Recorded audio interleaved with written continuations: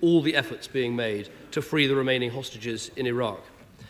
Last week, the Prime Minister told the House capital expenditure will grow until the year of the Olympics. The government's own figures show that is just not the case.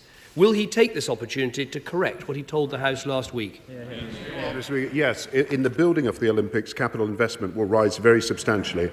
I can tell him that capital investment is rising from 29 billion to 37.7 billion and then to 44 billion in 2009-10, and that is to help complete the building of the Olympics.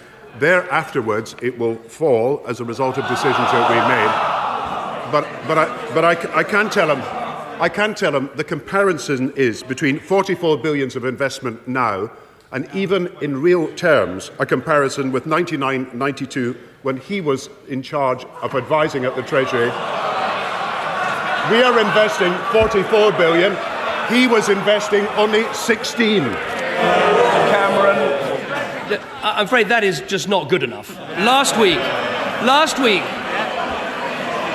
the Prime Minister made a very clear statement to this House of Commons. He said capital expenditure will grow until the year of the Olympics. Now, here are the figures. Capital expenditure this year, 2009, is 44 billion. Next year, 2010, it is 36 billion.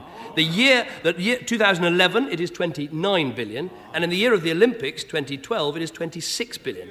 That is a cut of almost half, from 44 billion to 26 billion. So will the Prime Minister now apologise, correct his statement, and admit he is cutting capital expenditure? Speaker, I was just explaining how we had brought forward capital investment to last year and to this year.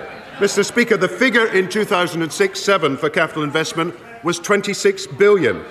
It has risen to 38 billion in 2008-9 and to 44 billion in 2009-10.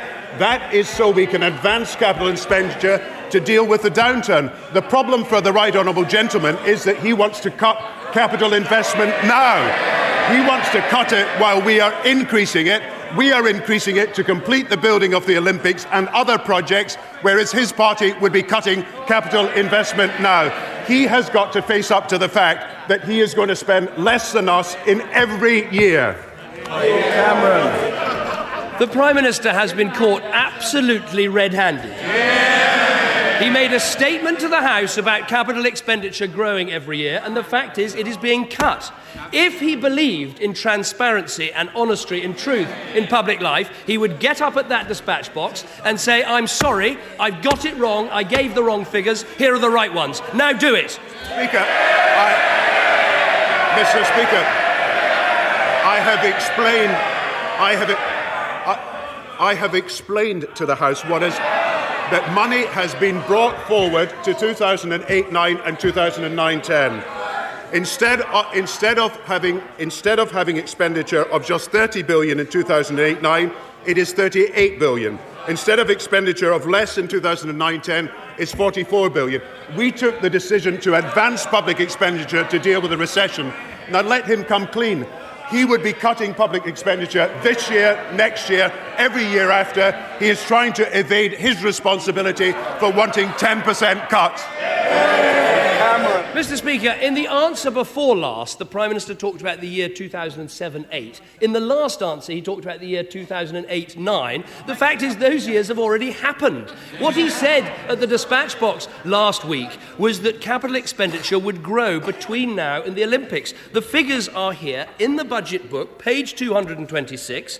Capital expenditure, 44 billion in 2009, falling to 36, then 29, and then in the year of the Olympics, 26 billion. There is no other way you can cut it. There's nowhere else he can hide. He's got to stand up, explain he got it wrong, and say that what he told the House last week was wrong. Why not do it for once? Speaker, we brought forward spending to deal with the recession.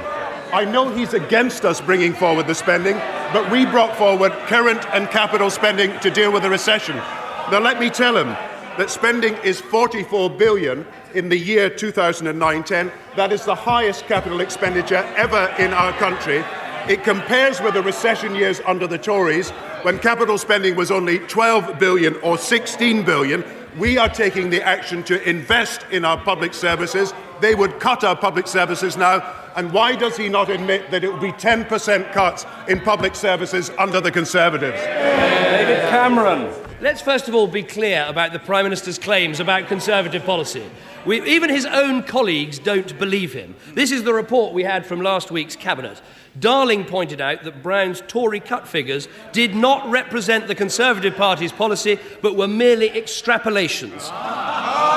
Now, it gets more interesting. Cooper, previously the Treasury Minister responsible for public spending, echoed his concerns. According to one source who was present, Brown was visibly irritated at the way he'd been undermined and brought the meeting to an early close. He says he wants to be a teacher. It sounds like he's lost control of the classroom. The Prime Minister, last week at that dispatch box, he did not talk about bringing forward capital expenditure. He said very clearly capital expenditure will grow until the year of the Olympics. Let me give him one more chance to show that talk of transparency and truth and honesty actually means something. Find that moral compass, stand up there and tell us you got it wrong. Mr. Speaker, I read out the figures to the House. We are spending $38 billion in that year, 2008-9, more than the Tories would ever do. We are spending $44 billion in the coming year, more than the Tories would ever do. We are spending more money on capital investment than at any time in our history. I apologise for interrupting the Prime Minister. There is simply far too much noise. The public doesn't like it, and neither do I. Prime Minister. Mr. Speaker, and we've